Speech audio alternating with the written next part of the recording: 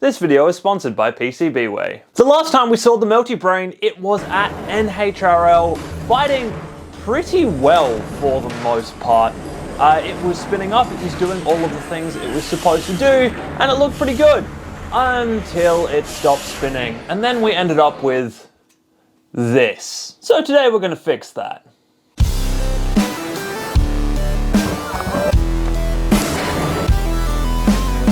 Getting up close, it's kind of obvious what the problem is here. I used heat insert nuts into HDPE to try and hold this weapon system onto the robot, and it just tore the inserts out of the HDPE, which I should have understood. This thing puts out a lot of energy, and putting out a lot of energy means taking a lot of energy yourself. I also broke a tool steel post over here, so there was just a lot of problems with this particular design, so we need to do something entirely different. And this is where PCBWay comes in. They have sent me some very, very nicely machined aluminium parts. These are going to be our new end caps for the robot. They take a shoulder bolt to run the weapon on, because the problem with these is that I needed some way of attaching the actual weapon to it, and so I threaded the entire thing, which makes this shaft a tube rather than a solid piece of steel. Now, tubes are mostly as strong as a solid piece of steel, but obviously not fully as strong because I snapped one. It also means that I can now mount my weapon up. I've also added threaded holes in the top and bottom of the part, which means that these can be rigidly locked to our top plate and bottom plate, which should mean that we don't get any tear out like this, because the bolt will actually be going straight through the material, and there should be material on either side of the bolt, meaning that there's going to be no, well, hopefully no way we'll pull this out. One way to find out, of course, is to fight the thing, but first we need to build it. And to build this thing, I'm going to use my usual style of a kind of jigsaw puzzled HDPE box, which means we're turning this sheet into this, and of course, these. Now, this is a slot and tab design, so it's fairly easy to put together. Everything just kind of clicks into place and should only really go around one way. However, this is the first time I'm building it, so there are a couple of little stumbles as I work out the exact order of operation. With the chassis together, it is time to screw the whole thing together. Now, normally I would drill some additional holes in all of the places I want screws, just some pilot holes, and I've been doing that with this hand drill here. However, it's very, very easy to put the drill in slightly crooked and then bring it back out a different angle. And in the past, using this exact method, I have snapped a couple of drill bits. So instead, we are going to tape the entire box together, and then we are going to use my pillar drill just to make sure that I keep all my drill bits this time. That is all ready for a whole bunch of screws, but before we get to these, we need to actually look at the electronics, because one of the things with this new build is that a bunch of the electronics need to go in first before the actual chassis can get bolted together. I mean, the wheels have always needed that, but in this case, the switch also needs that, and I don't actually know the full build order for this yet. This is the first time I am building this robot, so I might also need to add the entire weapon mounting system before I kind of get to the cinching everything together with all of the wood screws, and there is going to need to be a lot of those going into this. So yeah, let's actually get this thing all the way back apart again.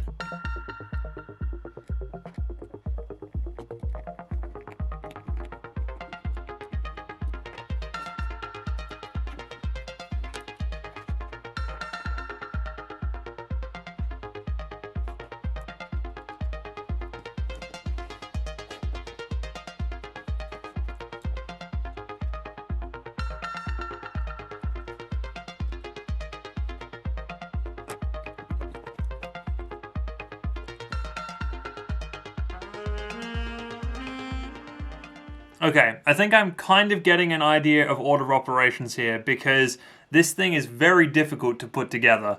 Currently, my main issue is the sidewalls. With the motors in place, they are very difficult to get in because the wiring doesn't really want to go where it's supposed to go. And that just makes the whole thing kind of difficult. And also there's kind of some spring tension off these wires, kind of pushing all the walls out and stuff, which just makes life a little bit difficult. So I think the way to do this is to put the back on first, and then the front, and then the sidewalls. And I think as soon as I've got some sidewalls in, I need to throw some screws in.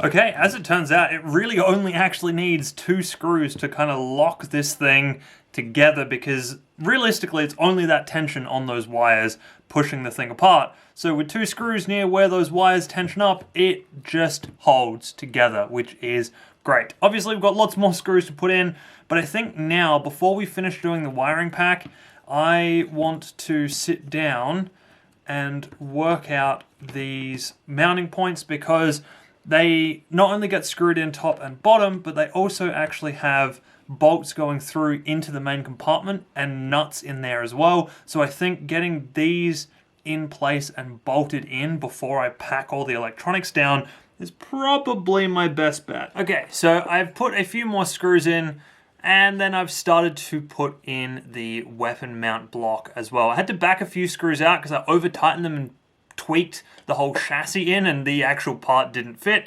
It does fit when everything actually sits where it's supposed to, so I've had to kind of fix that issue. I'll also mention that the motors here are fixed solid in place, because I don't actually need any adjustment in them to get the belt on now that I'm using the shoulder bolt. I can literally just do what I'll do later on and show you how to get a belt on a system like this. But with these bolts, with these screws backed out, I was able to get this end cap on. Now we're going to try and put in the bottom bolt down here. Now this is going to be real difficult, because as you can see, there's a lot of stuff in here, and I somehow need to get a nut all the way down in there. I've got a little wrench, but this is still going to be somewhat annoying to do.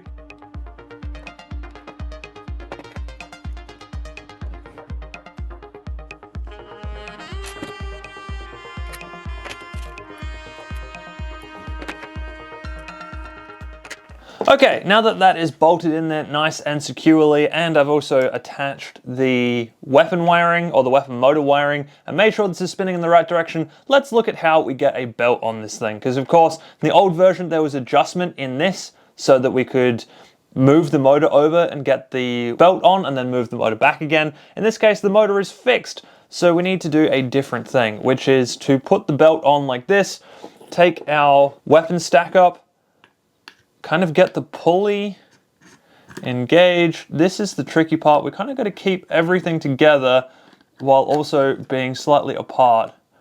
And the shoulder bolt needs to come as far out as you can get it, which means that the bearing starts to slip and everything just gets a little bit finicky. You've really got to align everything. Now, this shoulder bolt, this belt is actually a little bit tight. I might need to change the pulley on the weapon motor. Oh wow, yeah, it's very, very tight. There we go. Okay. And then we should just be able to push the shoulder bolt in. Come on. It's a tough one. All right, I need to, it's at an angle, that's why. Okay, yeah, this belt is, I think, too tight. Aha, there we go. But I can actually get it in, so that's interesting. I'm not sure. We'll see how the spin-up test goes. If the spin-up test is a little bit sluggish, I might reduce the number of teeth on this back pulley just to kind of make everything work a little bit nicer, because at the moment, that's real difficult to do. Cool, that's one side done. It's time to do the other. Okay, I've gone ahead and put both weapons on. They are both quite tight. Like I said, I really think this belt might be quite slightly incorrect. I think there was a little bit of play in the old version which allowed it to work, but it doesn't really work here. I've also put the top lids on, or the top outer lids on, and then we can put the actual lid on. So this is designed to come off for maintenance and stuff, and these are really not supposed to move anywhere, especially as they actually help hold down the outer aluminium pieces which are holding on all the weapon systems. So these really shouldn't come off at any point. But that should be good. Now, I unfortunately don't have anywhere to test the melting capacity of this currently. I also haven't put the skids on, which means that if I put this down on the desk, you can see that the weapons hit the floor. Right there, the weapons hit the floor. So we need skids on this, but we'll do that later. For this video, we are just going to sit this down in a test box and spin up the weapons, or at least try to spin up the weapons. This is quite tight and it's all on this belt tension. But before we do that, we need to actually, you know, attach these new pieces using these new threaded bolt holes that we have in here. So we're just gonna throw screws in all 8 of these, because there are 4 on each side. And then hopefully that will, again, keep this whole thing from running away on us. Whew. All right, this is it. 3, 2, 1.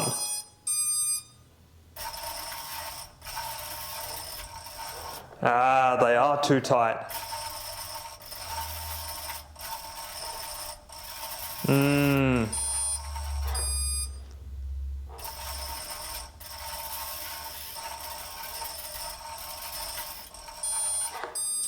They're so close though. Okay, let's fix that.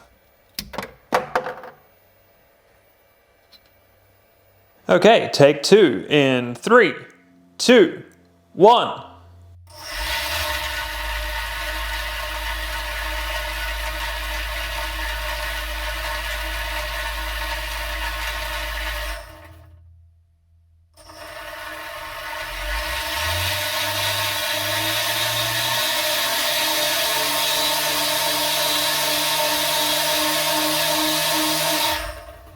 Wow, that's terrifying. Ha! Well, that worked and was just kind of scary. I never got the throttle up above 50% because it was vibrating that much. It was moving the entire robot. So I think I need to balance my weapon discs again.